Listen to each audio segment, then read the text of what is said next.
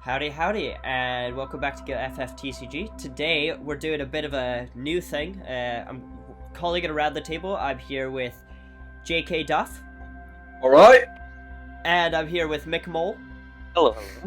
Both of you, can you kind of, we'll just start with James here. Can you kind of just introduce yourself a little bit and, tell us what your background in the game is? Of course, man. So, James Duff, JKDuff, and many other variations of that. Been playing since, Opus 5, give or take. Recently came third in the Kimru Cup. With my FF7, Fire Earth. And a major part of the YYT as well, kind of making all the props and other stuff. So, I think that covers the basics. Yeah, definitely. Micmol, what about yourself? Well, my name's Michael, or Micmol, and I play the Final Fantasy trading card game. I've been playing since about Opus 3. I've top cut a couple of events so far, and I've been to Euros twice, I guess, in terms of competitive stuff. And play lots of different types of decks. I'd also say I'm a major player in the YYT, but the YYT disagrees apparently. Yeah. I mean, I guess, I suppose that's a good segue, though, because, each of us we're all part of the YYT to some regard. We all absolutely are, don't worry, we're joking. I was making a joke. Oh, yeah, but we all do such different things. I don't know, Michael's still in registration form, it's a bit, go. It's a bit sus, not gonna lie. But we've had little bits here and there, all to do with the YYT at some point. I'm pretty sure we've all competed in the same tournament at least once, at least in some major event. For sure. We were all at Winter Cup, right? Winter Cup Cardiff 3 years ago now? 2 years ago. It would have 3 been. years ago and 4 years ago. I've been to all those three. Yeah. And I've always gone X3 or whatever. No, I've always gone 3X. That's what it is. That's right. Just missed that top cut. No, 3X. I win 3 games and then lose every game in Winter Cup. That's right, because I came up. Winter Cup. I just came off my my top cut of Euros and was like, I'm gonna play Toxic. I'm gonna bring a water wind deck because that's a very, very good idea. And I won 3 games and got really drunk. That was what. I remember because I was like, I went 4-4, Michael, what you gonna do? And you were so drunk, you're just sitting there at the tail like, guys, shut up. I got slippers. That's all I care. I got my slippers and got to keep all my teeth. Yeah. So we've all been playing for a good bit now. YYT's kind of been the major factor, but let's start with Michael because we started with James last time. What does the game mean to you? And one word, if you had to sum up what FFTCG means to you in a word, what would you kind of put out there? Podcast. I have so far been on either 6 or 7 podcasts, and all I want to say is, if you have a podcast, I don't care if I know you, I'm coming on. I'm going to collect them all like the Infinity Stones, and I'm gonna snap half the cards away. No Discord is safe. You go find it. Had your Discord, had your podcast. He's coming. Yeah. Oh man, no. The social aspect of the card game is 100% the reason I keep coming back to it. I play Pokemon as my other main competitive game, really, and I don't know if anyone knows anything about the Pokemon VGC in particular. That is toxic as hell, and it's not fun. It's fun to be a part of because the game and mechanics are good, but generally to be part of anything bar a niche subsection of the community is generally kind of hellish if you've ever been on Twitter for 10 minutes. So Final Fantasy is interesting because it's a game where the mechanics are good fun and that stuff, but the people and the social aspect of it is 20 out of 10. I couldn't ever fault it, and it's enjoyable to be a part of, and mainly because of that. And I like going to events and either meeting new people or seeing some old friends I maybe get to see a couple times a year. Yeah, absolutely. James, what about you? What's the game kind of mean to you, summed up in a word or a couple? Yeah, I think we're gonna have to kind of go on the same idea of a lot of its community. I feel it's the big part of it. I've been to when we actually had an organised play last year. I think I went to almost every single Crystal Cup, a few card markets, Winter Cup, Summer Cups, everything. Even like our own, I even helped run our own Scottish one right before lockdown. That's right. And the main reason was just I love the community. It's a really big drive for me, kind of thing of like why I play this game. I think if it was as toxic as possibly Michael was saying with his other ones and all that, I don't think I'd be a part of it, to be fair. I really do just enjoy this kind of like what we have, like how people laid back some people can be, and I totally respect that, sometimes people are playing to win as well, and get that much more competitive side too, but second days or in the nights afterwards in the pub or whatever, it's just such a nice environment. Yeah, absolutely. I think I'm on on exactly the same page as you guys. Community, it absolutely is, and I think like that's so like that. I've only been to one proper major event besides like the Scottish ones which was the Wales Winter Cup, and I think that was the biggest thing, was that you had all of these people like that I never met, and everyone was so friendly, and like even though at the time like Gale wasn't even a thing, but it was like. Oh, just sitting down and they're like, oh, you're with the YYT, and just being able to like, and that was a talking point, but then you're like, oh, where are you from? And that kind of, the community is that vast that you meet so many amazing people, like, Sasha Stark shows up to these events, big Sasha, we love Sasha. Strong.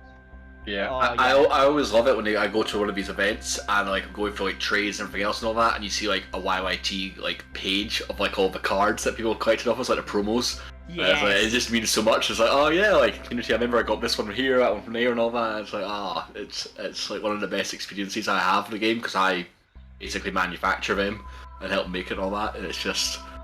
I remember one time I went to Italian Nationals sometime before lockdown as well, or like the year before, and they started giving them out. The YYT promo was out as prizing at one point. I love that. Yeah, could you give me a stack of them to take there? Yeah, I was going to come along to that one actually, but something came up. I think I double booked myself stupidly. I still have a ton of my YYT promos for giving out, because we were giving them out, and one of the things I'll never forget was the big middle finger Aerith promo.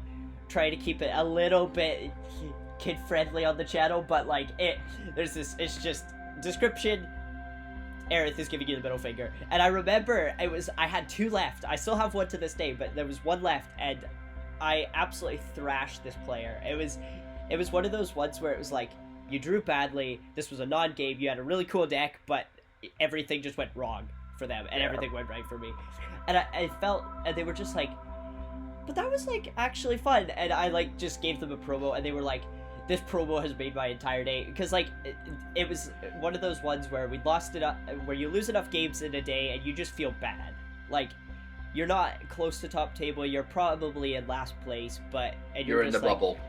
Yeah, you just feel bad, but then like sitting back and they got that promo and it just made their day, and that is exactly like kind of it was a big part about the Wales going down as well recently, because we just did our new crystal counter ones. I must have made about 200, 300 of those gorgeous ones of like Romy, who was the artist for it, stunning kind of thing. Amazing. We just gave them to everyone, and people were trading like mad trying to get both of them and stuff and all that. It was just great seeing. It really was. I actually want to put those, or at least put down the artists' like details in the description for sure, so you can check out their other stuff if they have any. James, I'll need to talk to you about that later. Yeah. But yeah, no, like that is something that's been such a massive part of the whole experience for me. This is the first time I've played in a proper like competitive team, and that's kind of why I obviously wanted you guys on. We like, as I mentioned in previous videos, Steve D, who couldn't be here today, and Andy, who couldn't be here today either. They are part of the competitive team along with James, Michael, and myself, and actually it's only been recently that I've even kind of got into the competitive thing. Kind of over lockdown, really? I think.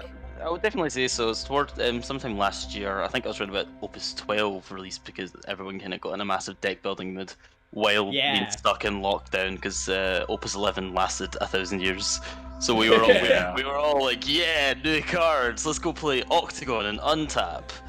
And I mean, they're not bad. They're not bad. I prefer in real life. You know, I'll take whatever I can get. For sure. But like, that's the thing. Like, even at a competitive level, like I think it was James was saying earlier that at the competitive level, we all sit around and we're like, man, how can we play the most toxic stuff? I mean, I was on Doga Sophie all last Opus. Like, I cannot say anything about toxic, but. Yeah, that was the villain of that one. I think I played you maybe twice in our local when you were running that. And dear God, that was always just like, in the first 4 turns, I knew I was dead or not. I was like, I will argue that is my best Opus to date, but I am not proud of that being my best Opus to date. Still loved it at that reunion one though, where you're still running it, and I think I scared the shit out of you, like, cause I was running like a FF7 like first variant of that, and you'd never seen it before. It was hilarious. I hindsight's 2020 though as well, where I'm sitting here to this day kicking myself, going, man, I should have bounced that Zac. The Zac's out in the field for like 4 turns. I was like, well, there's nothing I can do now. It was a very odd one, but yeah, I think that was it. We were just so used to like seeing the same things, and usually if you throw something new in the mix, it just throws it off. That's why the new Opus has just been great so far. To me, I think the meta's so healthy for that. Absolutely. Funnily enough, I didn't have this as a question, but it was in an earlier draft. How do you think like the meta has changed properly? Like, obviously we've talked about the fact it's a new Opus and there's new stuff to do, but obviously we've had some bans recently that have made the game a lot more fun to play. We have some old archetypes coming back, all that sort of stuff. Where do you think the meta's at just now? I'd say it's still fairly in the sort of early stages of development, where you see you'll see a healthy mix of like super strong decks that are maybe more pet decks, and the sort of early blossoms of what's going to become the super powerful decks throughout the rest of the meta. Like, I think most people are aware that Sky Pirates is probably the deck to beat. Whether it's the best or not, we need to see.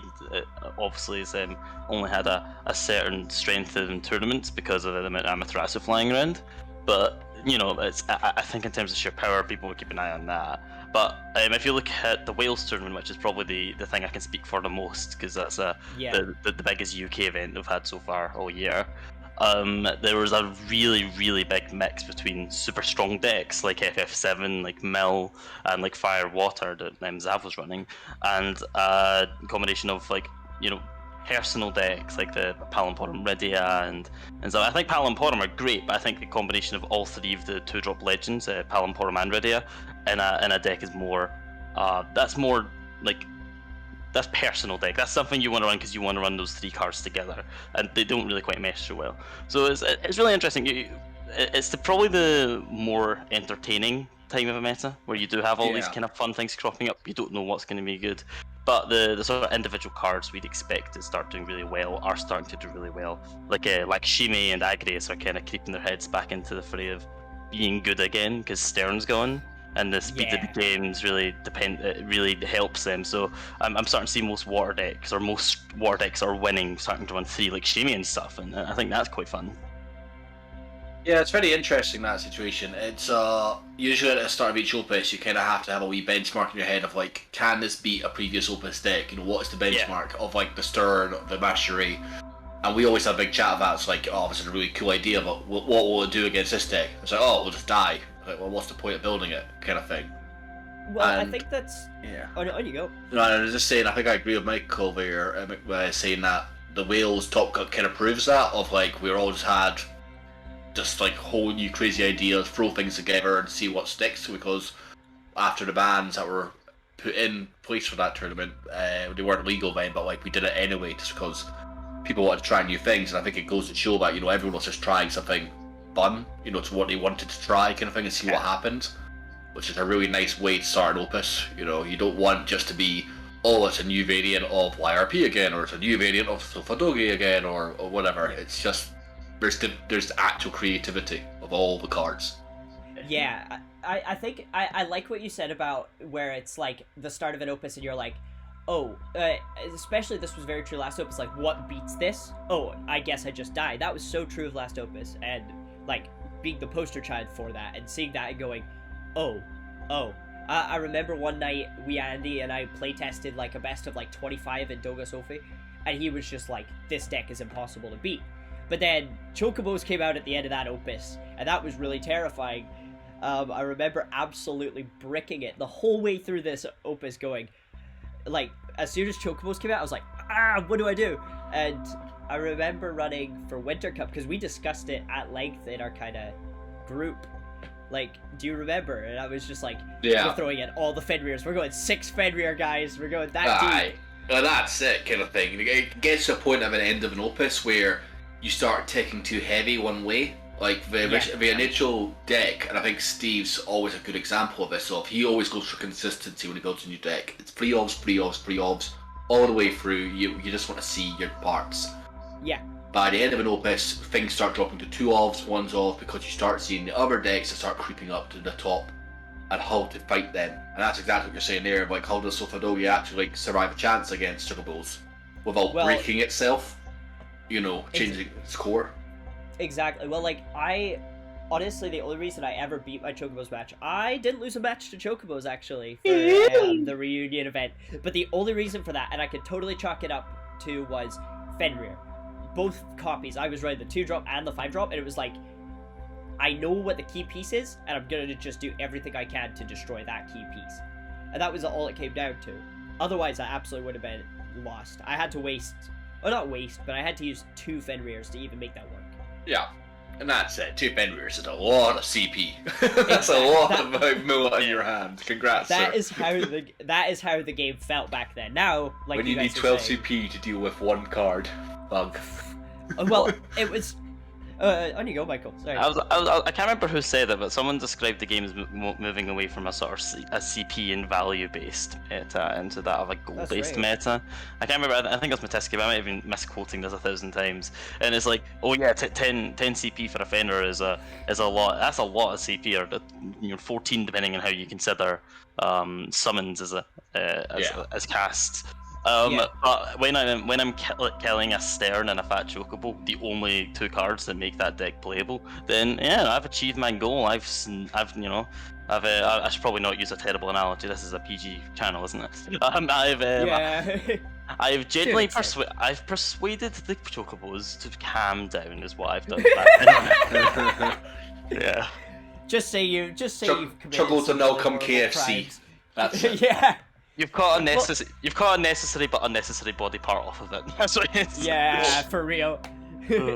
I think like for that, you there's just a point where, like, last opus, it was in some ways it was the best opus I've ever seen for innovation in terms of what to tech, how to stop things.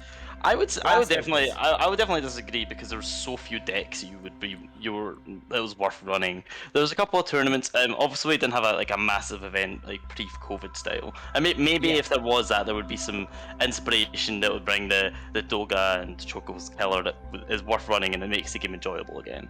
But I mean, obviously they banned it, so the likelihood of that happening was really limited.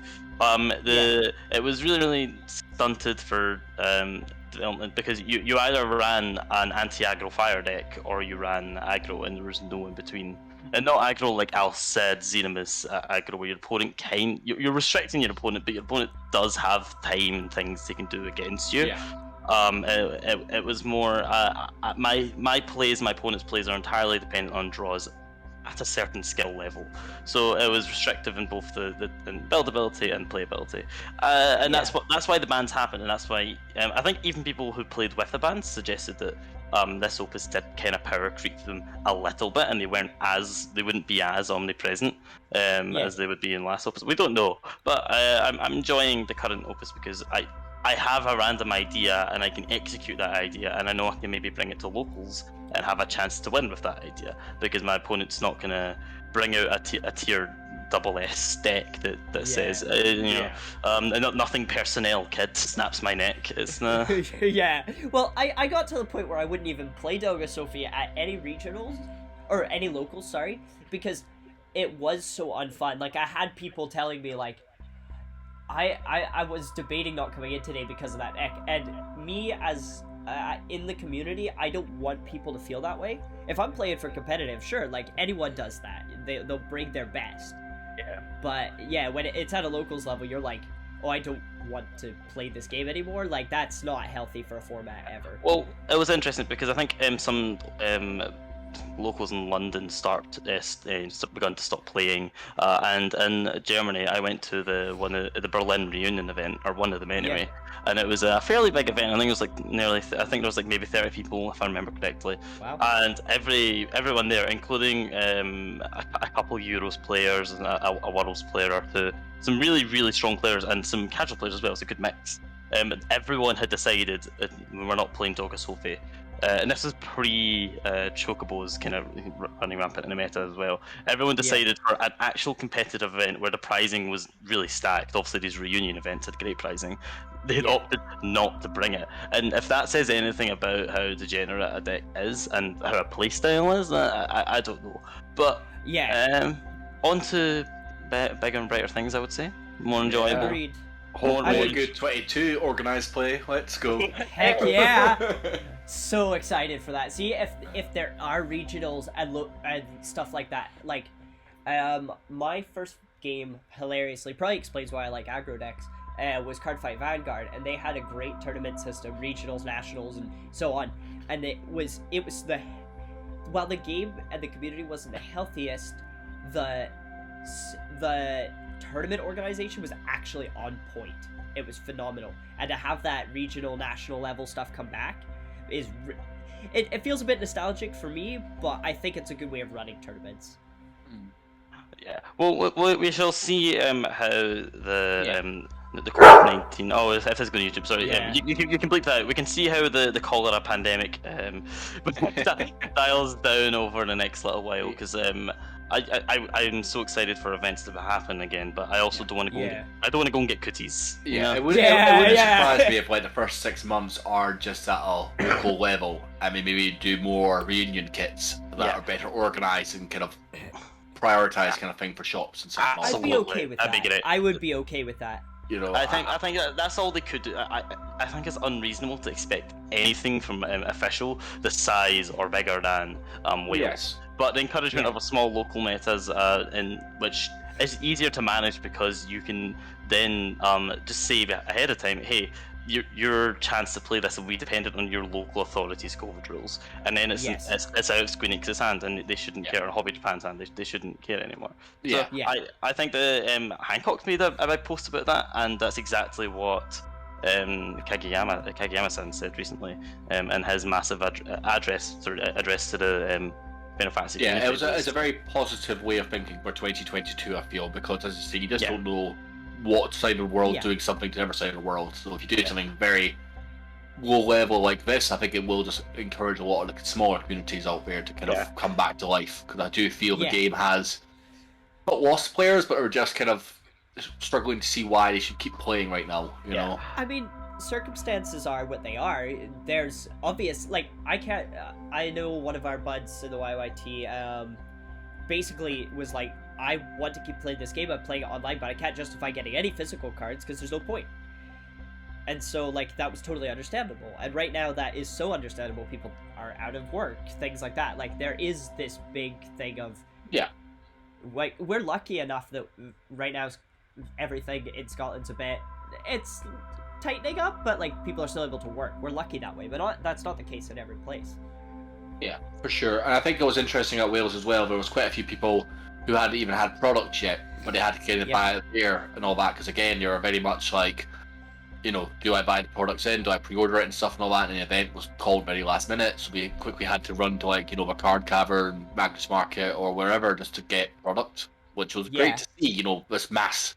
I always love that, seeing, like, you know, 100 packs being open in like one day, and it's just good, you know, it's a nice thing to see, you know, games alive, you know, but hopefully it keeps going that way. I say we might be coming up to a wee bit of a lull, because I don't think the next product drops till February with that new build your own starter deck kind of thing, but I'm sure the like local levels should keep them going, and I think quite a few online ones are starting to come back to life as well, like weekly Octagons and weekly Untaps and stuff, which will be nice to see. Yeah, for us in the UK, a lot of us are simply catching COVID right now. Like, a lot of us are vaccinated, and a lot of us are safe from it. But it's just a case of it's a 10-day to 2-week isolation period, depending on the severity or family members and such. So a lot of staff members can't run events, and a lot of us simply can't attend events just because of COVID. So even if there's not lockdown, there's going to be a natural lull because it's Christmas, and because for us anyway, it's the holiday season. Exactly. And that was it. Winter Cup was always the big bang before the lull, I felt. Yeah, and which is still good, and there's going to be we can do the Cube Draft server and stuff as well. Again, we can still do Octagon and Untap and such. So it's good we have options, and whether you're going to purchase a product or not, it's hopefully your local scene will be able to keep going. And I feel sorry for those who maybe don't have a local scene because it died off during lockdown, or just died off in general because of or they simply can't get or they don't have a local scene. But the game's still going. I think it'll be really fun and interesting to see how the game looks and how the metas all look when the lockdown lifts entirely. At some point, and we're able to travel between all the worlds, all the countries, which I don't know to what extent that's going to happen towards. But see how everyone's able to play with each other after being in such like such a specific meta, Would we be better? Would we be worse? Would we have weird decks that someone wouldn't have considered? And I find that really exciting because I remember my early, dipping my toes early into competitive a couple of years ago now. That was really exciting. Just tuning into someone else's like live stream or YouTube and just seeing what their meta builds. I think it's all kind of fused into each other a lot lately because I think pretty much every competitive European player speaks to another competitive European player. I'm pretty sure that's like how over the course of like at the start of the game, I was very much the meta in my shop, which sounds weird, but there were like 4 of us, So it's like, there's a point where you're like, you just kind of know how to put decks together. But see, once you start talking to other people, like the Winter Cup was an eye opener for me because I had seen, like, obviously we're playing with Steve D on a regular basis, like, Michael is, like, chats to, like, so many competitive players constantly, like, and James is obviously just kind of runs, like, the FFTCG fans page and all this sort of stuff, and he's, like, so everyone kind of talks to their own, and so by that, we all end up grabbing different, like, things from it, but, like, at the time, it, like, when I first started playing the game, it was very insular, and it has felt insular where we're all rocking up to locals and we all know what our lists are. Even if we're making new ones, we all know what we like, we all know what our favorite engines are, etc, etc, etc. We're all aware of what our playstyles are like, and we all know how to play against each other. There's something exciting about sitting across the table from an opponent you've never met, or an opponent you haven't played in a long time, and going, this is unknown territory, and all you have to trust is not your knowledge of the player in front of you, but your knowledge of your own skills and your own deck and all that. Absolutely. Yeah. Right. Next up, unless you had something there to put in, James. No, go for it. Keep going, man. Next up, I was gonna ask what's the best win you've gotten, but I'm gonna change it slightly and say, what is your best memory of FFTCG? Because I think the best win is easy enough. You can go, oh yeah, I got top of X, or I got top of Y, but really the best thing that you can, like, I think we're coming to the end of a year, and I think it's important to talk about our best memories of FFTCG. What keeps the game alive for us when we think about it? Well, if it's for this year, I can give you that. If it's for my whole entire FFTCG career, that's a totally different answer then. So what would you like? Go for this year. We'll go for this year, because I feel like this year was a time the community rallied really when they needed to. And I think we should honor that. I think we should put that forefront. Sure. So for this year, that's an interesting one. I think it was when we could first go back to the shops again, because I was doing a lot of the online tournaments. Like I think I was kind of part of the Wales one, part of the League of Light, everything else. They were nice and all that, but I was missing sleeving cards. I was missing just seeing what other people were building, and kind of that idea. And yeah, I think for like the best wins and stuff, God, I'm trying to remember what I was used to be playing. I think I had I tried a Mog deck for a while, and I never won, but I always felt when it went off, it was like the Shikaries, if I got it right, just that 1 or 2 times, it just felt great happening. But I don't think the deck actually ever won, but it was such a fun combination that I would never have taken online or all that kind of stuff. I would have that's a locals deck to me of like, try it out, see what happens. You know it's not going to be any good, but it's worth a laugh, Yeah, absolutely. So. I would definitely say mine was. It actually doesn't. I'm going to cheat here. It's not technically this year, but throughout lockdown, last year when we ran the online event for charity. That was great. It was great fun playing. It was great fun being on with everyone. It was great fun. I'm quite happy I did quite well that tournament as well. But the best part about it was it almost felt like an actual event again, because we all got really, really drunk and hung out, and random people we've not spoke to in years, including our big friend Pete Sherat. He came on dead late at that day, like 3 AM, and we were all just chatting shit and playing terrible decks online. And that's the best part of any event, is always the pub decks after an event. What everyone, I think a couple people do this now, is you sit down and you say, if you win, you buy me if you win, I'll buy you a pint, and if I win, you buy me a pint, and then you get 7 free pints because you've built some toxic. That's when Sopadogi comes out. That's that's when I unbanned Sterling Leonis, and you're too drunk to realise that's what you do. Yeah, there's no ban list for pub games. Wait a minute, 5-min Philia? No. No. We run that in tournaments. We run that in tournaments, James. That's a deep cut. Oh man. Yeah. I don't know. I feel like for this year, maybe even over just the course of lockdown, I think it was when Opus 12 came out, and we spent super long working on the Lightning Water Thancred deck. Remember how long that took? That was the Ovelia special, wasn't it? And that's right. Agrius was born. Yeah, and everyone had to go back to Opus 1 to find Ovelias. God. Yeah. I'm so glad I had like 6 of them or something. I still have like 6 of mine. I'm keeping all these, thank you. But that is the premium pub cards, to be honest, though. Yeah. Yeah. For me, that was the best time to be playing the game, because I think at that point it was such a group project. It wasn't just like, oh, I have this cool idea and I built it, and we all sat with it for so long, scratching our heads, because it was a good deck. We were trying to hone it to a point. Yeah, I'm trying to remember, was that the start of like Fire Water EX as well? I think that was when Axstar came out, Yeah. Well, no, Axstar, Larsa and all that. Thing. Yeah. Firewater was a thing already. EX Burst was a thing, but it didn't have Axstar as its payoff.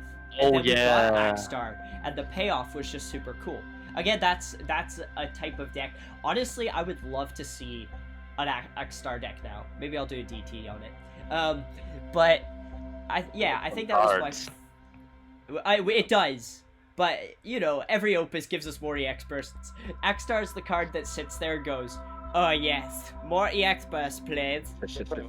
Anytime an EX Burst remove or an EX Burst with draw card comes out, that card becomes better and better. It's already usually 0 CP, so the fact that it can now do crazy things like Heligai and draw a card, and like with some reasonable consistency and search with like Brynhilder EX and stuff. A very easy play you can do in color is just Brynhilder take damage, and then Axstar deal the damage, and then search to Rain, which is FFB, to finish off the stuff. It's crazy. So that card's really good, and I think that if anyone put their mind to it and built a really good deck around Axstar, it's gonna do good either way. Oh, yeah. It might not be up to speed. If it's an EX deck, so it's gonna be very, very reactionary. You have to be like aware of that ahead of time. But that's fine. There's so many cool things to say. Deal yourself a point of damage now. Even like the 9K Cecil for nowadays. That was a good time for this year of like that Firewater, and I think we used to run it quite a lot of locals and just got very silly by the end of it because we just knew exactly how to know each other. Yeah, with it as well. oh my god, yeah. There was like a period of time it was like you brought Control, you brought Firewater EXs, or you brought some aggro deck back before they got as toxic as they were. And it was like, you won your locals depending on who you played. Basically, what did you play today? Yeah. Oh, I played 4 aggro decks, my Firewater EX, so I get the win. Or James plays against Control, Rosa stuff. Oh, he loses because he played Firewater EX's rep. Yeah. Well, like, that actually segues perfectly onto kind of our last segment. And the reason I'm making this the last segment is because I know this could go on for a good chunk of time. So, Michael, you actually were like, ooh, this would be a cool one to put on. So I figure you're best to start it. And Sure. What is your favorite 2-card combo at the moment in FFTCG? I wouldn't describe this as my favourite, but I do have one I would like to talk about because it's go for it. been little represented and little talked about. It's either fun or toxic or good, and any one of those 3 things is worth talking about in my opinion when it comes to cards. And it's the new Legend Terra and the new Legends Mog 6. And when you think about that, from the get-go, you think, damn, those are unrelated cards. Shut the front door, Michael. That's unacceptable. But I have to say that it's been interesting. There was no ice cards in the Wales top cut. So there was 4 ice cards, and all 4 of them were multi-element, 2 locks and 2 deleteds. I just have to say that Terra is really broken. Terra's so fun, but only when you use proactive cards. Proactive cards that say things like draw 2 and discard 1, or maybe even discard 1, draw 2. You know?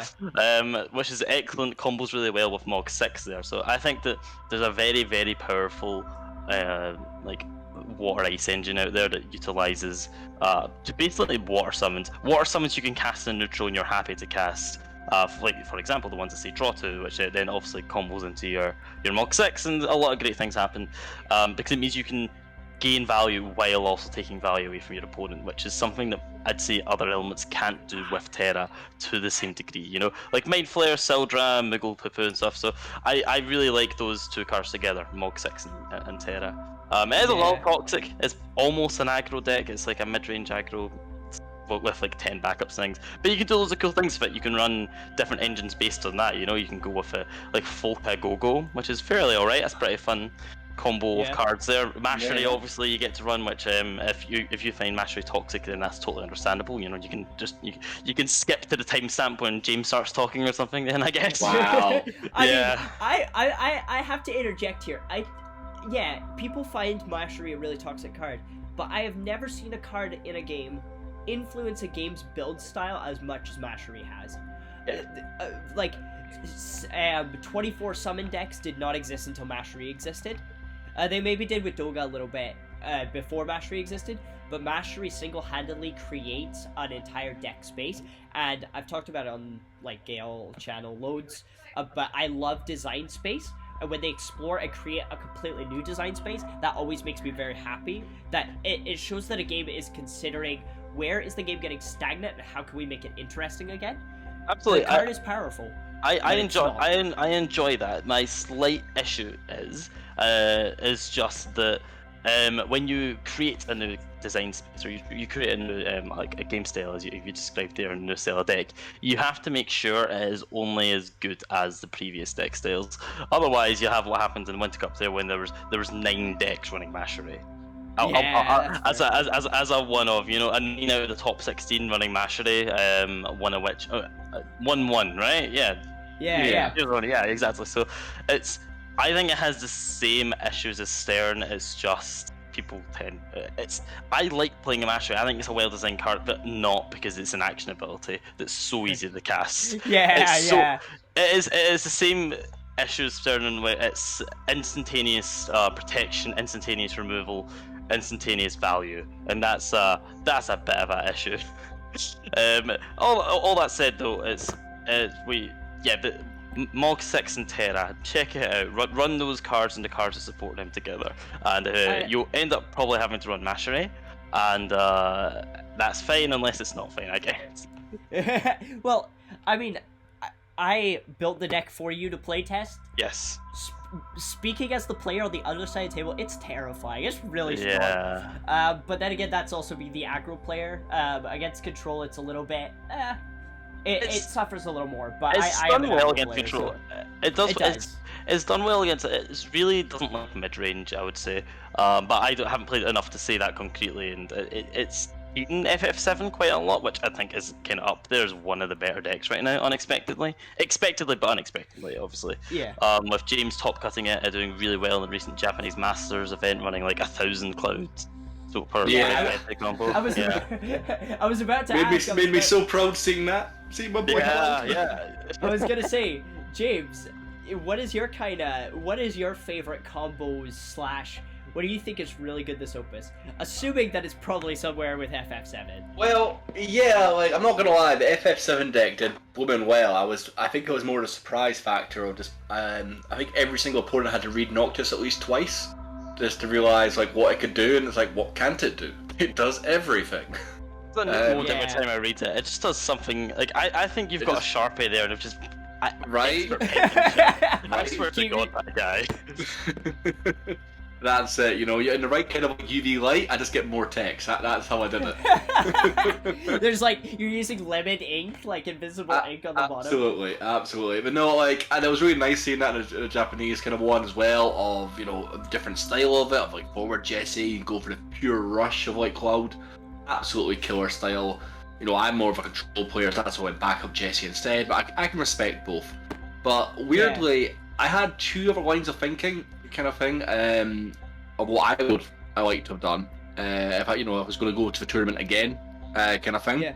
Because I was gambling heavy on never seeing a Fenrir and like never running into basically Rydia. And I think I only bumped into one Rydia as well, so I got quite lucky. I went against a lot of water fire. Still not a great matchup, but made it. So, a really cool combo I have seen is looking back at, it's back to free CP Shelk, FF nice. Go straight into the new Mog Legend. Again, Mog Legend.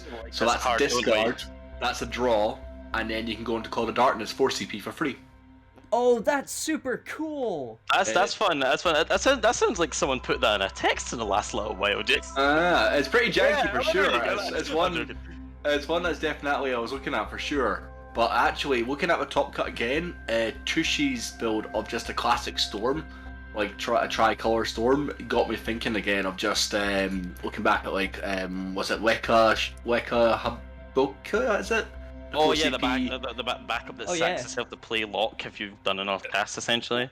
Essentially, yeah, like the free lock, or even like I was trying to see, like it might not be a combo right now, but I definitely think that with potentially things like Setzer, where you get a bit more like crystal cards, kind of generation, you could get some serious value off, I think, Leco. It's one of these ones that's just a bit too early of a free, like we're getting free opuses of these crystals. I think it's great to see it now, but I think like by the end of like the free sets, I could see this card still being busted for some reason. Like, absolutely. You don't need this summon package. I've seen a lot of people underrate it. Actually, that would be my if I was to do this podcast again, I would say that the Leco guy in Van, and I want to see if I can try and make a Sky Pirates list. Because it's very you get to like recur your backups or play a Pinello and have fun things to do at the end of the turn. A free Pinello is not a bad thing. Yeah, free Van and the Pinello and the CP to ready to do some fun and interesting things. But I don't know if that would actually work, because 5 casts is a lot to get to in a non-storm deck. Yeah, like 3 or 4 gets you to 4 CP as well, and there's still quite a lot of good 4 CP targets, and it's not linked to wind, it's any character as well, so I quite like it for that again, of like potentially going like wind earth kind of thing, and you can get some really interesting combinations off here, I feel. Yeah, well, I was gonna say, if you go Leco and you manage to get off all your casts, you just go, and your opponent's like, what are you doing? And you just go, okay, I'm gonna drop a Titan. Just like, cast a board wipe off the top. Here's Philia. Have fun, guys. Well, an unamaterasable damage is actually really interesting, because they say you do a bunch of casts that lets you deal your opponent points of damage through Shikaris, for example. And then you just stack it and play your Titan to deal that last point of damage, sack your whole board. They can't react because it's end of turn. Yeah. I think it's one to definitely keep an eye out for, but I couldn't promote a combo wombo yet, if you know what I mean. Like, Absolutely. It's very one to easy keep to an eye say, out. oh, you can do this or you can do that, but Yeah. should you? Should you? Yeah, like for it's now, just it's Jeff definitely a tier 2 free kind of thing, but it's one that I'm keeping my eye out for sure. Yeah. Yeah. I can't say, like, that card to me sticks out as just this card that's like, hey, check what we could do. And I think it's in some ways, and like you say, it's almost a bit of a bait card. It's like, hey, guys, you should try and build this. And everyone will keep their eye on it until there is, something good. Until it's there, because like right now it does have a low key value of like Ice Wind, but then the Mione ban came in and it's like, all right, sure, I knocked it back a wee bit, but I could definitely see something coming out like for sure. It's definitely one I think I would be watching for, but combo wise, definitely I think the Shulk Mog Code of Darkness is hilarious. Yeah. I would say I was either looking at like an Ice Lightning potentially as well. I was going to take that of just heavy, just really go Yazoo and the gang and Remnants and just go absolutely crush down with Alcid. Yeah. Ice Lightning's interesting because I think there was Hancock's Ice Lightning last. I think he said he might have ran that at Wales. Yeah. He was able to go. And like 4 CP Snow getting like 1 CP Lightning to steal a win as well. Like That Yeah. is my favorite. I played that Snow at Winter Cup actually, when the 2-drop lightning backup that gave haste to 13 characters was a thing, or forward. Yeah. And to see that combo come back again with a lightning that is infinitely better just made me so happy. I was like, ooh, that's kind of cool. I might build something with that. I ran that same combo in a tricolor list. It was Amoldar, Snow, Lightning, Dusseldorf when it was the Ice Crystal Cup. So if you go on to the day 2, you could go in the Ice event where you had to run a deck that ran like X% Ice cards or something, or majority Ice cards. And I took that and I misplayed one turn into a 2-drop score, but otherwise I would have top cut with it. I would have came like 2nd place with this Final Fantasy 13 deck running LeBrow. Whoa. The 3-drop LeBrow Yeah. that this becomes like 9k haste First Strike Brave. You got enough dudes. And Psycom Warden, so you can just search out 3 forwards and give 1 haste of the lightning, which is pretty fun. Yeah. No, it's definitely. I think the Snow was a very good one from Opus 5 days. I think it was. I remember slamming it in the Bunavelza list for giggles because I thought with 2 CP Lightning giving Bunavelza haste was quite fun. Remember Bunavelza? Hey, Oh my god, that's right. a card. Remember that? Yeah, Remember simpler times of like a god card and no one plays it. God card actually being a god card. Me and Andy were in Team Calamity's podcast recently, and they were doing the 12 cards of Christmas. And it was and Bunavelza came up because it was the only 10 cost. So it was the 10th day of Christmas by default. Wow. That's amazing. Yeah. God is default. Ouch. God is Oh, sorry. default. It's not the only one. It was Arc, I guess, is it? But you know. You picked wisely. Yeah. I like the More Arc. fun to talk about. I used to run that, and when you used to run Dark Earth Wind, remember you'd run like 5 dark cards. Oh god, yeah. Oh yeah. Have one You run- out, you let's run- go. Cam Chaos Galde's Arc, and you'd run either you'd cast the Arc Raw, or you'd or Veritas of the Dark also was played sometimes, and you would add Cheeto into Arc and sack your own Veritas, and they'd lose all the forwards, and then a dude or That's something. so and crazy. you draw some cards. It was pretty funny. I mean, it That's stopped fun. seeing play like 10 minutes into the Opus, but it was funny. What's his name? I think Robert Phillips top cut an event with that actually, Oh gosh. or won it. I can't remember. That's so funny to me. Like, but then again, that's how the game has like progressed and evolved a little bit. Is it's like the older stuff has been like, for so long, the older part of the game was like, it was a lot more fair, but there were some really weird builds that came out. Like, I'm pretty sure Earthwind could do everything at one point. Like, there was a point where there was nothing else to run because it did everything. Like, we had Dadaluma Cactar, obviously, but it's had a good, almost consistent showing throughout almost every Opus, right? Even after To an Dadaluma extent. Cactar was banned, or Dadaluma was banned, you still ran Earthwind as your backup engine because it was the best backup engine in the game for so long. It had Norstalin and Star Sybil, and you would just run that to run anything. Like, you'd run it to run like Porom 7-drop Phoenix, a fire and a water card is an infinite cycle because Earth Wind let you set up the colours better and let you set up for mill because you use Riku. Yeah. It could mill, it could be an aggro deck. There was a period of time when it was the best aggro deck in the game because the 4-drop Zidane was better than the 3-drop Zidane for a time period. I think because of ice cards, if I remember correctly. So you'd play that, and you'd basically, if you got that out turn 1, you'd be the best aggro deck in the game because there was no good way at the time. There was some good ways, but there was no perfect way to just kill it turn 1. So you would just lose. Yeah, pretty much. Yeah, man, what a time. You know what I'm loving this opus so much, and it's an older combo, but it got so much better this opus. Bart's Boko. Like, Bart's Boko when it came out was a bit like, it's alright, it's fun. But then we were also playing during the time that Thancred came out, and which is infinitely better. But Bart's Boko. Bart's Boko has been good. I think people were hesitant to run it last set because you ran bigger forwards quicker, so you could never pull off a party attack, or so your opponent ran bigger forwards quicker.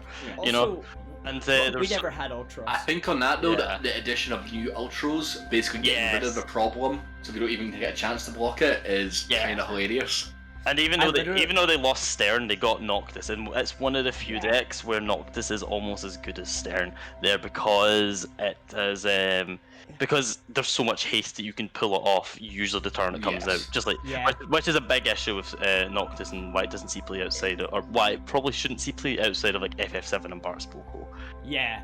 Not see play, but like to the extent where it's, you know, went topping and winning events. Like if you want to play it competitively, those are kind of the two decks you lean towards. But you don't like. I feel like with Bart's Boko in general, just as a deck, Noctis is great for it. It meant it got another win con, but the deck's really versatile just now. It can do a lot. Like the fact you can. I suppose Ultros is one of my favorite cards this opus because you can combo with Bart's Boko. If you attack, you just go put it back in my deck, cool, search it back out. If I don't, then I can change my target and I don't need to worry about searching it back out because I just hit it off the top anyway. You get 2 things for the price of 1. Yeah, which is pretty fun. I like that. Which is good, but it's also, you know, it's an aggro deck, so you do all that, and if it doesn't work out, you lose, and if it does work out, you win, and that's fair, that's balance. It's not guaranteed to win because you got Stern somewhere in the back of your deck. Well, exactly. It was like, for me, like, I actually did a Bart's Boko video earlier this afternoon, and it was like just sitting there going, this deck is fun because it rides the highest highs. That's why aggro is fun, because you're like, go, go, go, go, go, go, and then if you lose, you just accept that that's part of it. It rides the highest highs, and if you stop, you just lose. And you know that. Every aggro player should know that going in. They should expect stupid consistency. Doga Sophie lulls you into a false sense of security that way. I like aggro decks as like pub deck. Or sometimes it's just a good meta call. Like Andres Flora always runs like 50 forward decks and such. Like, consistently. I played against, he had 2 50 forward decks in our Euros game, and I remember I got out of there skin of my teeth each game, and I only wanted to cry a lot. But it's right, because he cried more because he didn't get the win, so you know. Yeah. Hello Andreas, how are you? DM me maybe. I mean, I actually really like. The other thing that we're talking about 54, it's kind of the one that last opus that represented itself so well was Verstale, but I've been looking at Verstale backups instead. Oh yeah. Because there's enough cool 5-drop plus Ice Earth right now that you just go, okay, I'm gonna search star symbol off of this, cool, let's get an Ude, and you start doing like weird flicker shenanigans. I really want to try this list out. So it's kind of harkening back to Verstale Rampair, which in Opus 11 was the best deck, which was pretty much was just doing something very similar, just running about half their cards were 5 cost or more.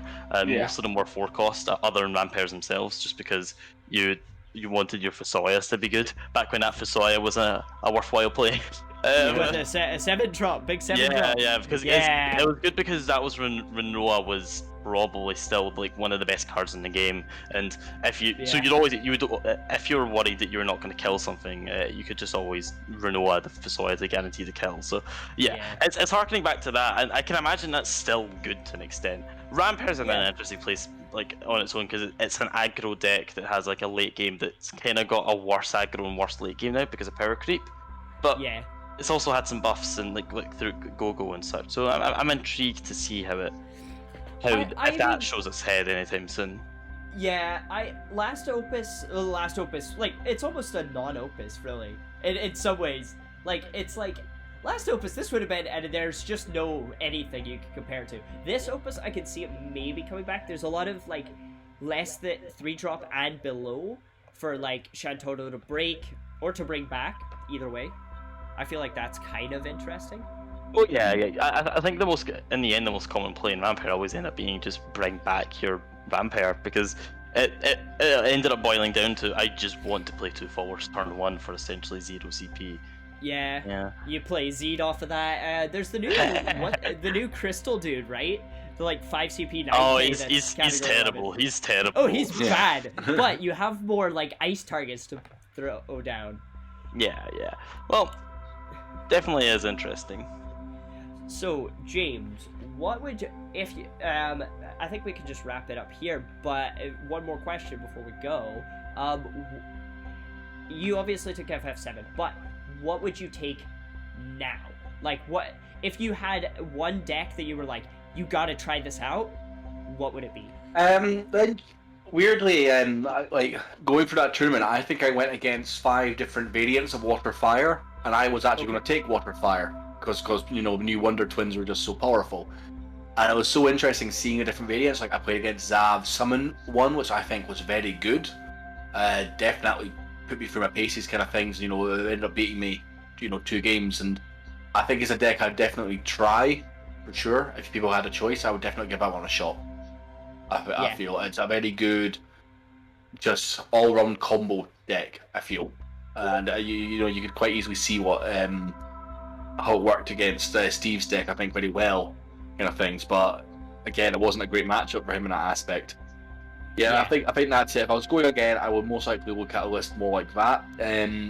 I think, I say, Ice Lightning I would love to have taken, but I just feel the best of Freeze would just be horrendous. Yeah. For Totally that fair. aspect. But no, I think I'd say FF7 was maybe just a good meta call because no one was running good old Fenrir. Yeah, well, I mean, I think that, good meta calls are worth their weight in gold, honestly. I got my Cactuar, it's right here with me. Yeah. Hey! Repping the Cactuar. Big Pampa. That's all I care about.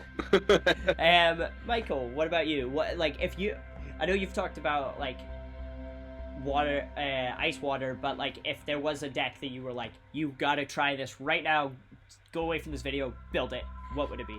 Definitely Sky Pirates. I am unconvinced that it's bad. I can't imagine it wouldn't get through Swiss. Like I believe that there was a lot of Amaterasu's there, but the deck itself, I've played to a good degree. I don't know if I'm capable of doing that, but if the deck's played to a good degree, it's not that weak to Amaterasu. It's weak to an Amaterasu resolving, but it's not weak to. It has a lot of things that can help prevent that. Help, obviously. I would say though, I also hear it has a good matchup against Mill, which meaning it would have a chance for winning in the end, but it doesn't so much like Wonder Twins and stuff, but it kind of lacks removal. But I would just take it because it's just a deck that I'm quite good with because I've been playing it since it came out last set essentially with the full art bands and such. And I think that's it. If you had that previous experience with Sky Pirates, you made top cut. I think a lot of people grabbed the new toy of Sky Pirates and just didn't understand a bit more complexity of the kites and Penel's advantage. I've played with that deck so much, and so many of my opponents have like vented their frustrations that they can't do anything, even in decks that would otherwise be good matchups. The Final Fantasy VII and Sky Pirate matchup is really, really interesting. It is. James, we've played it a couple times. Me and Sarah played it quite a lot, and my girlfriend also plays Final Fantasy VII, so we've had a good few games of that, and they win quite often. And they've not been playing the game that long in comparison, but it does feel like it's a very, very almost neutral matchup. But other than that, the deck is good. It's a fair fight if they're both piloted well. I think that's it. And knowing what they do. I think that's the big thing on Winter Cup you have to take in mind. We had maybe 3 weeks of an opus with a ban that came out 2 weeks as well. Like a lot of things had to change so quickly for people.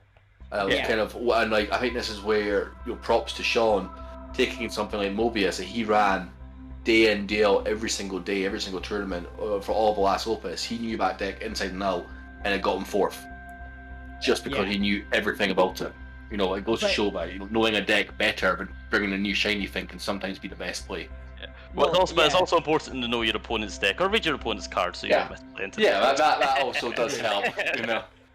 I mean, but like even with like just like that deck, it is one of those things where a deck could be quote unquote like skillless per se, but if you know how to pilot that deck 10 times better than everyone else in the room, like somebody could easily take FF7 and it's a great deck, but a better pilot will make it better than just a deck that autoplays itself, you know? Yeah, for sure. And I think big props to Sean Kendrick. You made third, but those games were nail biters. Yeah. Absolutely nail biters. Came at me with turn 1 new X deck. Had a knife. Yeah. Shot him down. Exactly. Thankfully they threw away their what died to Braskus Finity on Hecton. He threw away a couple stuff for you in that game. That that was was fair. He did. That was really. That was one of those. Yeah, that was a James, we're homies. I'm a throw away my whole hand. I promise. Wow. The thing was, I sat down and was like, I watched that. I was like, oh no, he doesn't. What's happening? And then was like, oh, this is really horrible. Yeah. I mean, and in Sean Kendrick's defense, he pulled that game right back. He was like, oh, okay, and just kept going and just kept trotting on, and it was a good game because of that too. Yeah, and that's it. Like I said, that's the skill of him knowing his deck inside and out. It's like he's seen one answer go right, he's going on to plan B kind of thing and plan C. Yeah, absolutely. I guess the way that plan A works out means you didn't have to call time on them. I guess so. You know. Yeah. Sure. I'm joking. Oh man. But yeah, like I think, that was an amazing game. So. We've had Sky Pirates and we've had, what was yours, James? Waterfire, I think. Waterfire. So these are the two lists. I'd consider Waterfire too as well. I'd consider Waterfire. It's a good pick. I've looked at it too, honestly. Like I think if I had to say what I would say, Earth Lightning, just to be a little bit, just to throw like a couple different things on the table here. But so James, Earth Lightning wasn't really represented bar outside Glaives, and I think Lady Lilith, I never saw once, and I was very disappointed actually. I feel Lady Lilith can be absolutely broken, and I do feel I just need a confident pilot. I need someone to run 100 games with her to figure out that combo. Well, I like her a lot in water and in ice because ice has got most things it can throw away, and water has the best crystal generation in the whole. Yeah. I think it's definitely a legend to keep an eye on because the better crystals become, the better she becomes. Yeah, she has a capability of basically a zero-cost board wipe, and that cannot be underestimated by anyone. I'm running it in my Earth Lightning, which is in progress. It still needs some help, but it is. I mean, Michael's played against it multiple times. It's got the potential. It's slow, but I would recommend it. I'm not playing the Glaives variant. I don't particularly. The Glaives are okay. I don't particularly like them that much. It just isn't kind of the cards I've chosen to play with, but I would recommend doing that combo because Lightning Earth was good in the past. Obviously Rampare was a thing. I feel like it could be good again. Robel is a massive card that's just like, it's just good regardless of when you play it. As long as you have a crystal, you play it, you break something, and maybe you'll start recurring advantage. It's just good. Melga, make Earth Lightning great again. Melga. Melga. 2022, year of Melga. Oh my god. Hashtag the year of Melga. That'll be some Gale FFTCG merch soon. Yeah. Right. A purple Melga hat instead of a red Melga hat. So we've got Fire Water, Sky Pirates, Earth Lightning. Yeah, definitely go away. Let me know in like the comments below or whatever what you come up with for those lists. Maybe even put some of the lists you're interested to see. But yeah, thank you guys so much for coming on and giving us like an hour of your time and just chatting and having a bit of banter and some good laughs. Yeah, no worries. Glad to be here. It's always good fun. Let's see. Yeah. You have a good new year. Yeah. Yeah, you guys as well. Like, I mean, considering all of us are basically gonna be like, yeah, we're at home doing nothing. Maybe we'll have a YYT Discord or something, you know. Yeah, maybe, yeah. Yeah, well, here's hoping.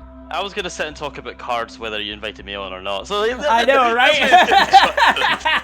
Just give you an working in outlet that there, Discord, just talking to himself. Like, yes. Yeah. Sometimes you Yes, reply. precious. But yeah, like, absolutely pleasure having you on. Guys, go over, check out the YYT. James is pretty much like active on the YYT constantly. He works really hard around the clock to get promos and t-shirts and all sorts of cool stuff. Like, James is pretty much like our man who just makes everything happen. He organizes everything.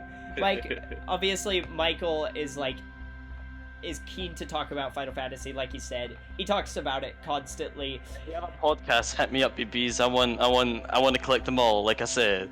Yeah, for real. I guess also you can go follow my Twitch. I guess it's Micmol_. I have not posted in a very long time, but I might start doing that again soon now that it's cold and sad, and so am I. You heard it here, guys. Micmol's starting up a stream. Oh god. But yeah, so thank you guys for coming on. It's been an absolute blast, and have a great New Year, and Happy New Year to you guys as well. Keep an eye on just this channel and the YYT and all of the great Final Fantasy stuff that's coming out. Right. Bye, guys. Thank you. Bye. Bye.